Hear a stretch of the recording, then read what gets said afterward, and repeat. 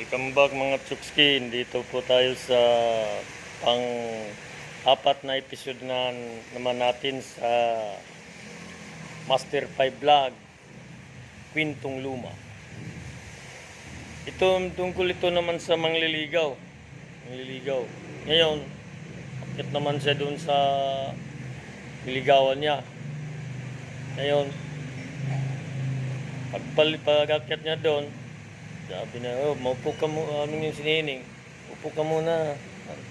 Tapos nailapagan niya ng kape para yung bisita. Pagkape ka muna. Harap na yung babae. Bigyan na yung kape. Kape.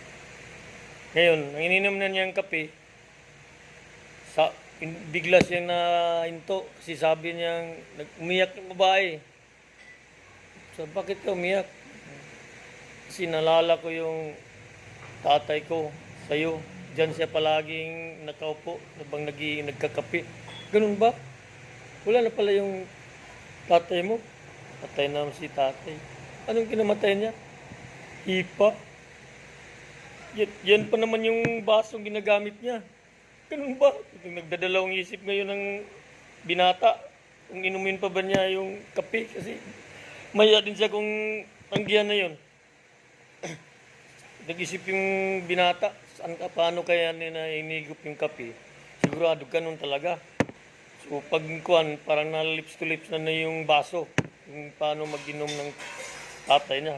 Kaya yung ginawa niya, ginanon niya yung baso. Dito niya yung baso. Ganyan niya yung baso, ginanon yung kurma niya. Oh, balik na naman niya ulit. Sabi niya, lalong umiiyak yung babae. Bakit ka umiyak? Ganyan din mag-inom ng tatay ko ng kape.